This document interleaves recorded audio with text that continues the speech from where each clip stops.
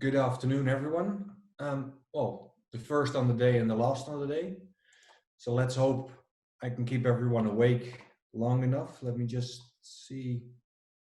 So, well, um, Justina had picked a very nice topic to talk about the importance of rearing for optimal egg production. So, the, I want to go through a few points with you. So, first, we want to talk about a little bit of the fundamentals around nutrition with what's happening in our bird. So how are we seeing that the changes in our bird are happening throughout a few of the years? And in the last, it's almost in the last 2 years because breeder research takes a very long time. We have managed to do several trials which have given us a very nice insight in where we need to go with our recommendation and how our bird is actually working. And it also gives us a little bit of a almost troubleshooting guide of points that we can look at, of things we may need to change and what we see in the hen is happening. So that's a little bit of a research update. Then I'll finish with the CAB recommendation, which was actually based on all this research. And then of course, some final conclusions. So the first step is we're not in the egg business. Well, we are, but we aren't. We're in the broiler business. And we are getting a more and more highly efficient production of high quality meat. So we keep seeing that there is more yield on the bird, the feed conversion is going down, the growth is going up. While at the same time, we need these birds to produce an egg to give proper production. So this means that what all the other people also talked about, management and everything else on these birds is becoming a little bit stricter every year. And we need to find these ways to make management easier, to see what does this hen need and how can we move with this. So if we look at the technical management, we need to make sure that our growth profile is okay, that the nutrition is okay, we have the right light schedule. Most importantly, I think, is that we get the right data collection, because with data, we can see, are we moving on the right growth curve? Is the bird responding as it should? What did we do in the last flock which went well? What are we doing in this flock which is going wrong? And it helps so much in the decision-making process. Vaccination and health, as Dr. Derricks discussed. Then we have the male growth. I mean, Peter's discussed this, I think, at length. And there's also a little bit of nutrition management on these birds as well, which Peter showed with all the growth and the feed profiles and everything else that we need to do. So that's the technical management of sites. And then you get down to the field management, which means, the preparation, doing all the daily management, making sure the biosecurity is okay. And more importantly, the communication between the people to get that where it should be. Now, if we look at the way our hen developed, Dr. Derricks also showed this picture as well already, is what you can see is this red line here is what we would like our birds to grow. So this is what we want the birds to do. And if we give the birds the opportunity to choose their own feed amounts, the black line is what they go up with. So it's almost 3 times the amount more when they get the opportunity to eat what they want. Now, if we compare our broiler with our pullet, you can see that these differences are even bigger. What we're doing is at 3 weeks, we see that our broiler is around 1 kg. And at 9 weeks, our pullet is at 1 kg. But if we then look from 3 weeks to 6 weeks, we go from 1 kilo to 2.8. And with the pullet, we go from 9 weeks to 22 weeks to achieve the same target. So we try to stretch this period much longer. And if you then look at the intake of these birds, you can see that at 6 weeks and at 16 weeks, these birds get the same energy amount and they get the same amount of protein. So these birds are actually, from what they feel from their cells, they're on a very long diet. They keep dieting for so many weeks in a row. That's what they feel. But that's just because that's the way what we want to produce. So what we want to get out of these pullets is we want to get the proper development. So we want a curve which goes almost in a straight line from start to finish. So we want to get a nice early start to build the framework to get really the good things in there. And then we want to slow these birds down just a little bit. And then from 16 weeks onwards, we want to start pushing these birds up again so that we make sure that they get this right sexual maturity and they're in the right stages where we want them to be. So as Paul also discussed, that 30% turn up to get that fleshing and fat reserves correct. Now, if we look, we always look at feathering, that we see that towards the end of our production, we get feathering a little bit less or something else. And from what we found is that feathering really is the entire period of the pullet development where we need to look to get this correct, even at the end. So if you see feathering issues at week 40, we need to look all the way back into the pullet development. Now, it's not just the growth of these birds that has changed, because if we look just comparing 1957 to 2015, what you can see is that the breast, and this is the breast on the pullets, you can see that that went actually from 15% to 21%. And we can see that the abdominal fat was at 2.8%, and it's now at 0.5%. So we are seeing that these birds are changing, and we're seeing that reduction. So it's getting more and more that we trying to find that fat, but we're not able to achieve it the way we want it to be. And you can see it here as well. If we take a little bit more detailed steps, you can see from 1988 to 2020, you can see that abdominal fat has a trend going downwards. Now, luckily, what you can see here is it seems to be plateauing. So hopefully here we'll get a little bit of a plateau on there. So this brings me to the research update to talk with you about what have we done and what have we found. So the first study that we've done is we've really looked at the amino acids in rearing on the effect of egg production. So we've taken 4 separate treatments where we've given all these birds the same amount of energy, and we've given them different amounts of amino acids. So all the ratios we've kept similar, but we've given them just more lysine. And we've done the same in the developer. We've kept energy the same, and we've just given them a little bit more lysine and amino acids in there. On the feed specs, what we did is we've given all these birds the same starter, and then all the way up to week 12, almost week 15, we gave all these birds the same feed amount. So we didn't differ in these birds need more, these birds need less. We managed them for the control group, which is our 0.6% lysine. So that is the feed amounts that the groups were managed for, and the same here. Now, after this point, we saw the body weights deviate a little bit too much, so we had to start intervening. So we gave the light birds a little bit more and the big birds a little bit less. So everything is in the same ratio. So this is a critical point. So it's just a dilution of the feed with the same energy. If we look at the first results and we start looking at week 10, we can see that we can definitely find a body weight difference in these birds. So you can see that the birds with less lysine have a lower body weight, and the birds with more lysine have a higher body weight. So group C is the COB recommendation. So you can see here that these birds were slightly over the target at week 10. And you can see that the intake of all these birds was the same. And you can see that the lysine intake differs from treatment to treatment. Now, if we look at these birds at week 15, you can see that we still have this deviation in the body weights in here. We still see that we've kept our group C, we've kept it above the standard. So we didn't bring it back down to the standard after week 10. We've kept it at 2% above standard. And you can see here that the feed amounts are still roughly the same at week 15.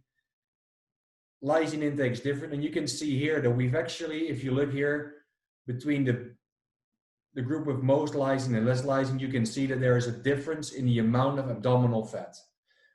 So we've managed, when we give these birds less lysine, that we do have the ability to push more abdominal fat into these birds.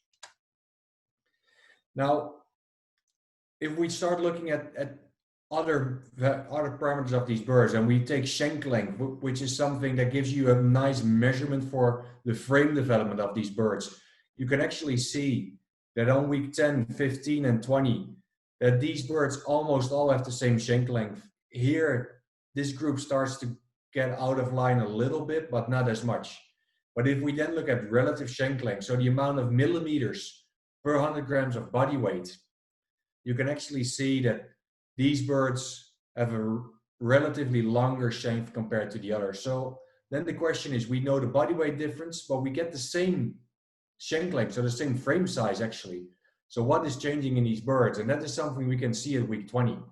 So at week 20, we still have these same differences in body weight. You can see that we now have a bigger difference, almost 500 grams here in feed intake difference. Lysine intake, you can still see that there's a very nice trend from top to bottom in here. So these birds, even though they got less feed, they still got more lysine in them. And here you can see where our difference is. So our body weight is lower, but our frame is the same, but our breast development is less. So we get less flesh development on these birds. We look at abdominal fat. There is a very nice trend line. We could plot through this. It's not statistically different, but it does give you a trend line that these birds still have more abdominal fat in group A compared to group D. So again, to show you, this is the COB recommendation. And this is also where we think we should be roughly with our breast development if we look at everything we've collected in the field. So after our period, after the pre-breeder, we've put all these birds back onto the same breeder feed. And we were really anxiously looking because these birds have more fat, but these birds have more breast development. So the question for us was really, what was going to happen? How were these birds going to peak? What was persistency going to be like? Because we always say with more abdominal fat, theoretically, we should have better persistency. So if we then start looking at our results and we take first treatment A, so the low lysine treatment, you can see the yellow line here that these birds came later into production. They didn't peak that well. And you can see that the persistency for this group was very low.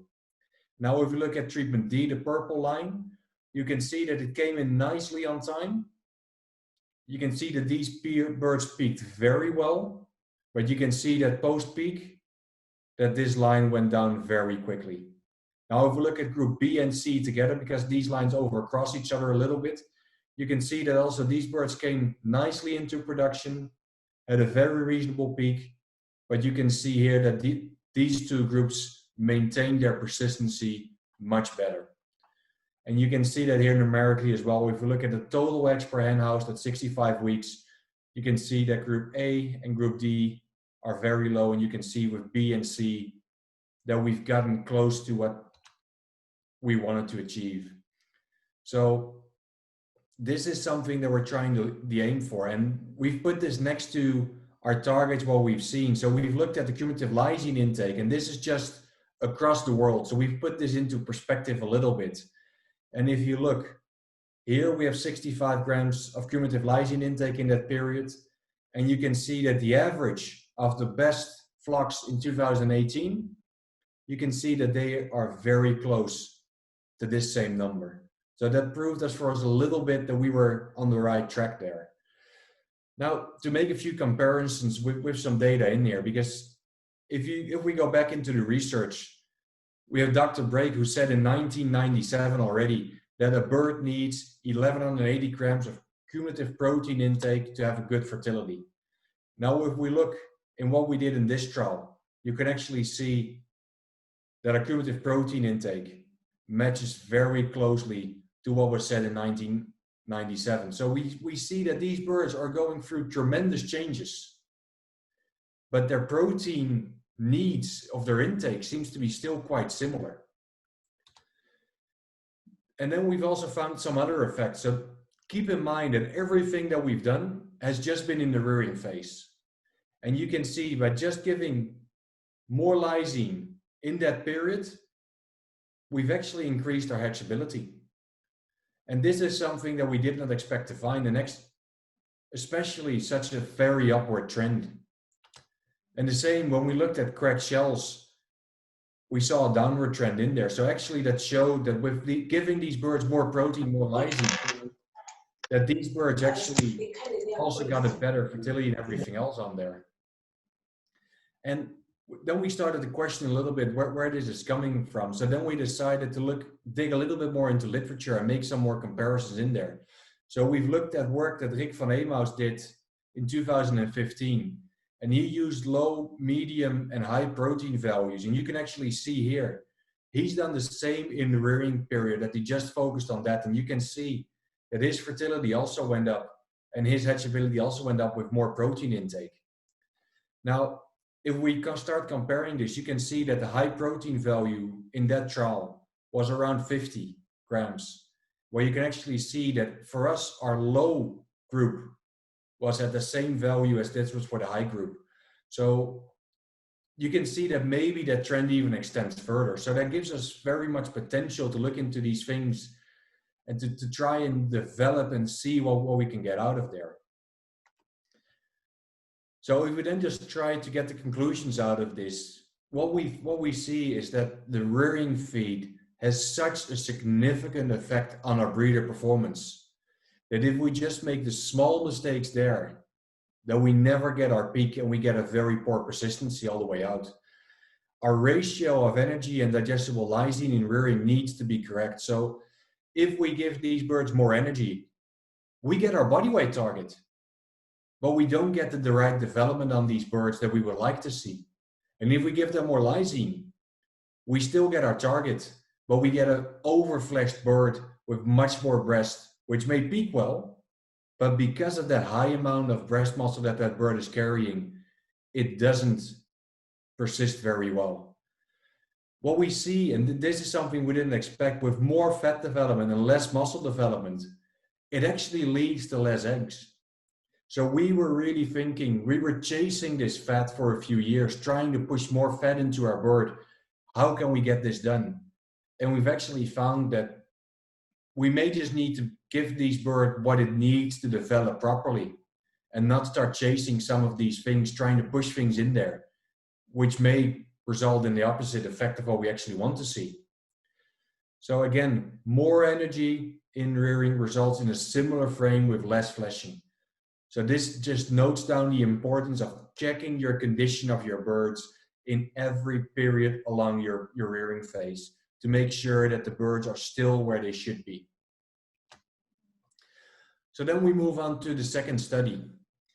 In the second study, we decided that on the rearing part, we've done a lot of the research and we figured out that we know where we want to be.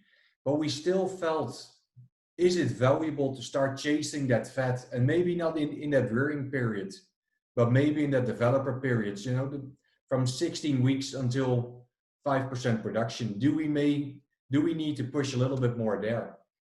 So what we did there is we've done a sort of a similar setup. Is we've taken a control feed and we've taken a low protein feed where we've kept energy the same and we've just reduced lysine and with it the protein and all the other amino acids to see if we can get a difference in there. Now compared to the other one is, well, what we see here is we've kept these birds very nicely onto the same body weight profile. So we didn't see a difference in there. Then if we start analyzing these birds, you can see that at week 16, well, we only had the control group there, but you can see at week 20 that we started to see a trend of more fat in our low protein group. And the same here at week 25, you could see that there was a trend there as well. And if we then look at the body protein, it was almost significant. Well, it was more of a trend at week 20, but you can still see similar numerical differences in week 25 and 30. So what we did to achieve this is we've looked at our feed intake, and basically our low protein group, we had to feed them 44 more grams to keep them on the same body weight target to make sure that those didn't differ. And if we then look at our energy intake, you can see that the birds on the low protein got 125 more kilocalories intake. So they got the energy that they needed to push into fat development in there. And then if we look at protein, you can see that initially we gave these birds less protein, but Slowly they came back to that same line, but lysine intake on these birds was lower all the way through. So these birds got more energy with less lysine. And then we were hoping with that control there that, we had the frame development, we had the fleshing at 16 weeks. So we're hoping to push some of that fat and to get these birds to the proper development. And if we then look at the numbers, and basically it says it all right here, it's not significant. So these birds had almost the same number of eggs at week 28. Week 40, everything was similar. And week 60, we could see 2 eggs on the lower protein feed here, but you can see at week 56, there was only 1 egg difference. So statistically, this didn't give us anything. So that brings us to the question, is fat reserve important for a good performing flock? Well, yes, of course, because there's always going to be a minimum requirement of fat. But then the question becomes, how much fat is really needed to get these birds into production? I mean, chasing this fat hasn't resulted in anything. So maybe what we're doing is the method that we're currently using, the palpation of the pubic bones, is subjective and prone to error. So maybe this is where we are making the error as people, that we say these birds don't have the right fat development. But maybe the fat is somewhere else, or maybe these birds are utilizing different ingredients in a different way. So what it came down to with this study is that we found that fat is not only the determining factor for moment of light stimulation.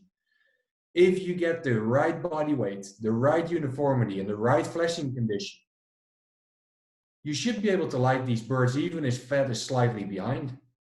So that for us was a critical point to find in these trials, that chasing the fat was not the answer that we were hoping to get. And it sort of also comes back when we look at other research, is we've looked at the way that these birds use their nutrients for their first egg, peak production in week 35. And what you can actually see is we've looked at the different fat profiles that these birds put down into it, because we know that some of these fat profiles the birds cannot synthesize themselves, and others they can synthesize from their body reserves. And palmitic acid is really a very clear one that the bird is able to synthesize on their own. So the birds can make this from carbohydrates or other fat sources or even protein. And what you can see on that first egg in 25 weeks is that the majority of fat that is in the yolk is actually coming from this palmitic acid. And you can see that with age, these things are slightly going over. So this means that the majority of what these birds are using is what they can produce themselves in these first eggs. So the fat reserves on its own is not maybe where we need to look for these birds, at least not for the peak production in that sense, because you can see here that this goes in a different direction to what we expected to find in these birds. And the same if you look at body fat. I mean, the difference in body fat isn't that much, and you can see the way that these birds utilize it. More body fat, they put more fat from the feed into their egg. So that gave us the idea that we may need to look at this a little bit different again. And I do apologize that all these lines seem to overcross with each other, because it is a very busy slide, but it just shows that everything is very much together. Because what we've done here is we've done 3 treatments where we've taken the standard body weight, a low body weight, and a high body weight. So what you can see here, if you look at this gray line, you can see that our birds at week 21 were very low in body weight, and we've kept them low in body weight all the way through. And you can see that our standard and high were a little bit closer together, but you can see that we've made a definite difference in the beginning, and we've then let the high body weight towards the end come closer to where it should be. And basically, if we start looking at the egg production, you can see that the high and standard body weight were very close together.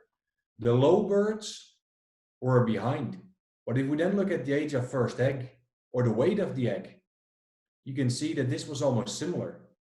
Now, this is a very drastic step that these birds are behind on.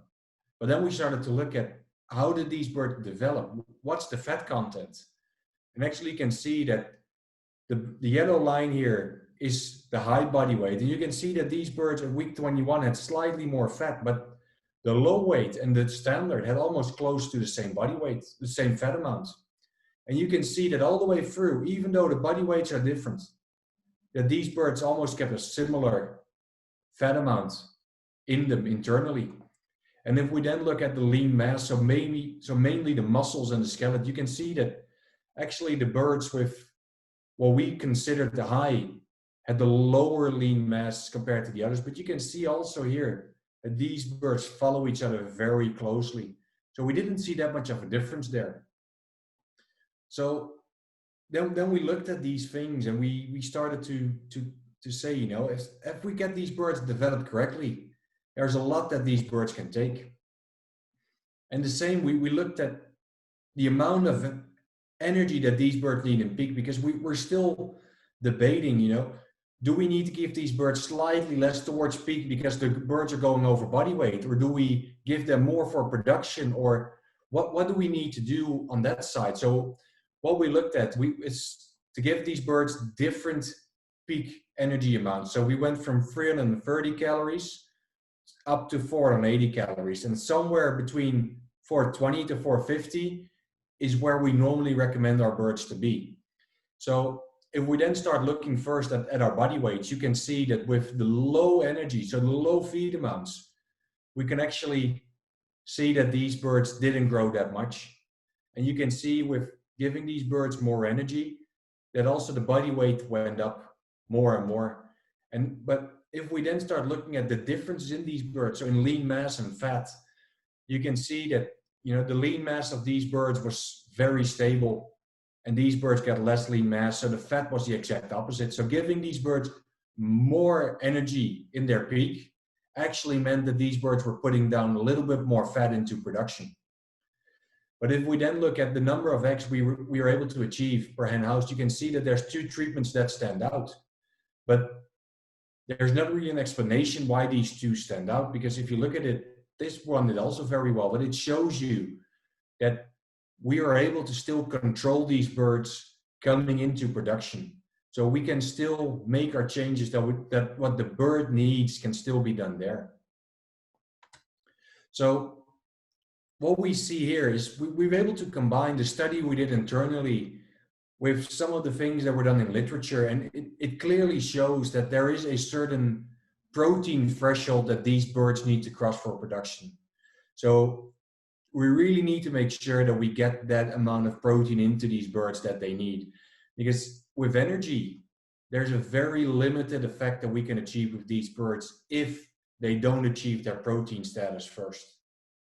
And what we've seen is that fat and energy doesn't limit our peak production. Now, I'm not going to say here we should stop looking at these things and everything else, but fat reserves are not the most important decision for moment of light stimulation.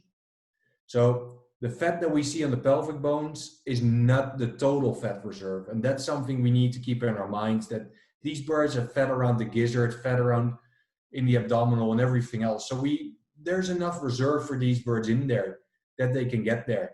And as long as we manage these birds well coming into peak and we give them the right feed amounts, you can see that these birds can manage their fat content very well. So they're able to maintain themselves. And we just need to make sure that we give them a balanced feed and then followed by the right feed amounts coming in. So that brings me down to the third and final study that we've done in the last 2 years. Is we wanted to see what the effects would be also of a low protein diet on feathering, because we've seen some differences here, and we wanted to make sure that is that effect of protein, is the effect of something else. And what we see is, if we look at this, we went with a low weight and a low protein, and what we see here is on these birds is you can see that there is some follicle development here, but you can actually see that the feathers didn't fully develop all the way through. So the follicles are there, but they don't develop all the way through. And this can cause some lesions, some skin tears and other things that we've seen in there. And you can see here that the protein intake, so again, remember that 1180 grams we didn't achieve that. We only got 944. So here we went with our recommendation in the same time period. We did a little bit more protein in these birds, but what you can actually see is that the feather development on these birds was much better. So that proved again that there is a certain protein need of these birds, and if they don't get the protein they need, they start to turn off certain other systems or prioritize other development points. And then we were really interested in what are the other things we find when we do things like this. So we had a standard weight with the standard protein, and we done the standard weight with a low protein. And you can actually see that mortality at week 22, well, there was 0.2 mortality here, but we can forget that bit. But if we look at week 45, you can see that there's a very clear difference in the birds with the standard protein compared to the low protein. And at week 60, this is even more evident. Now, if we look and we look at birds with a lower body weight, but they both had, and they also got a lower protein intake, you can see that this even makes the problem worse, because you can see that if we compare this, that these birds almost had double the amount of mortality at week 60. So that low body weight combined with that low protein actually gave these birds such a challenge that even in week 22, you can already see a huge difference in these birds in mortality. And then if we start looking at the egg production, which is of course our main criteria, you can see that it's 4 eggs at the end. And if we then look at the standard weight with the standard protein compared to the low weight, the low protein, it actually is 10 eggs at the end. So there's quite easy steps, well, relatively easy steps that we can take in the rearing period to make sure that we prepare these birds right to get the production in on time and to get the egg numbers that we would like to see. And then we wanted to compare these two studies again. So trial 1 and trial 3. And if we then look at this, so we went with the calf body weight with what we recommend on protein. So you can see here that these numbers are very close together, and the lysine intake is also very close together. And in both of these trials, so even though they were done separately, we came to the same conclusion, that this is the amount of protein that the birds need with the amount of lysine. Now, how you get there, that's a whole different story. But we know that we need to aim for these intake values. This is what the birds need to have at week 20 as cumulative intake. And it comes down to, again, that Dr. Brake found this in 1997, that these things haven't changed in these birds. So the third study again proves the same point, that there is a real protein threshold that these birds need to cross. And we need to make sure that we get there. And we are happy that we've done 2 studies in the separate environments, and they both came to the similar conclusion. So that gave us a lot of confidence in what we're recommending and what we're doing. Because doing breeder trials is very difficult and time consuming. So this also brings me to our recommendation that we've brought out, and why we've made some changes and why we're putting some things in our recommendation. So the numbers may be a little bit small, but I'm sure that every one of you has had the opportunity to look through our booklets. But what I wanted to show you is what we've given here is a guideline also now on what we want these birds to get on intake, on energy and lysine.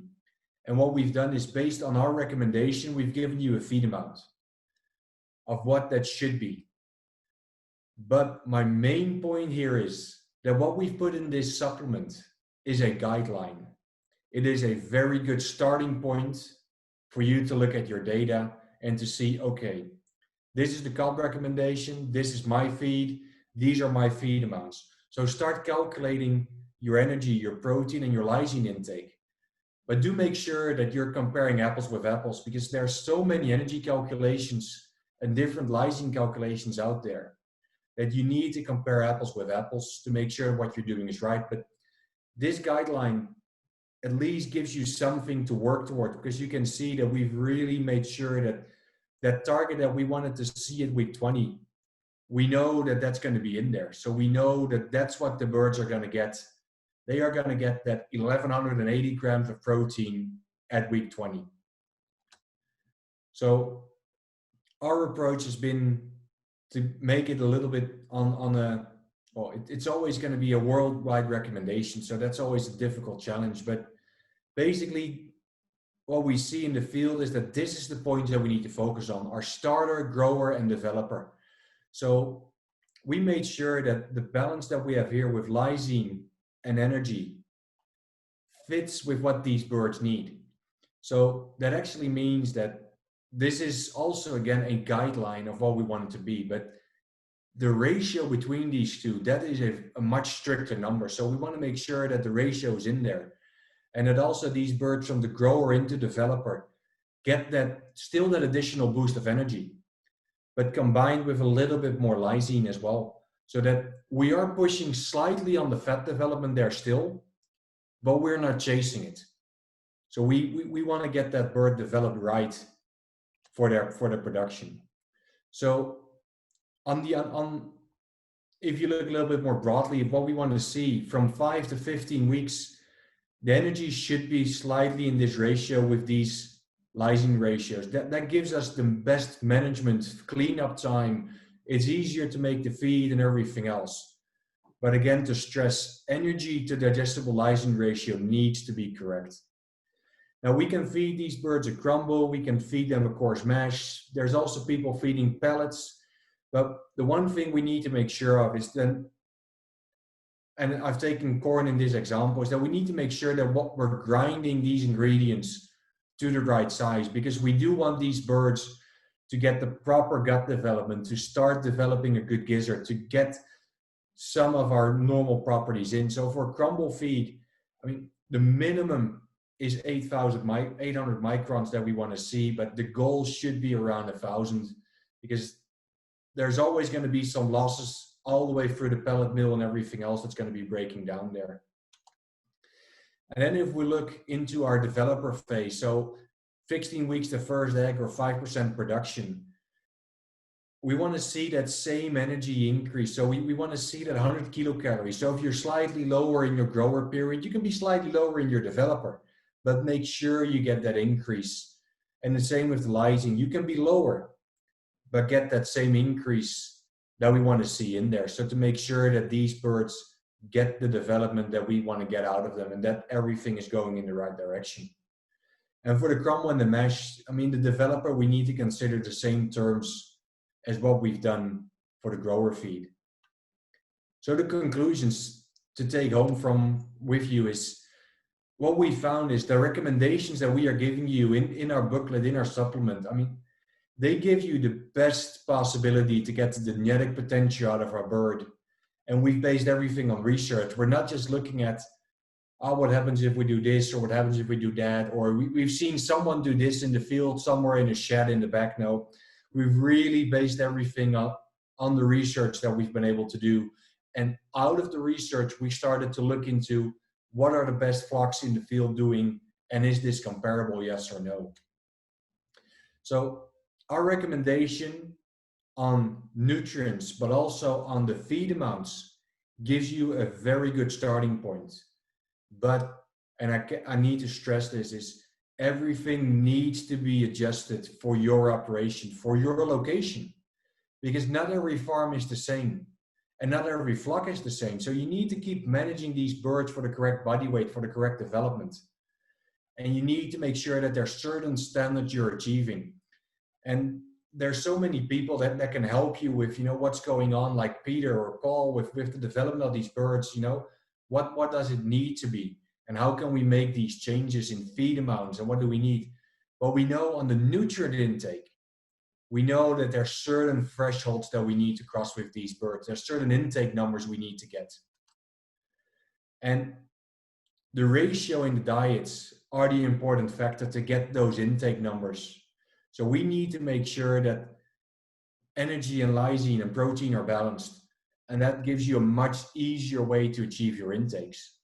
And that gives you a very nice and easier time to manage the birds to get to the goal where you need to be. And with that being said, I'm at the end of my presentation. I would like to thank you very much for your attention all the way for all these 3 days. And also for this final presentation, because I know it's been a long 3 days and at the last presentation, it's difficult to keep focused. But if you have any questions, please go ahead. Thank you so much, Edward. Yes, any questions, ladies and gentlemen? Now's the opportunity.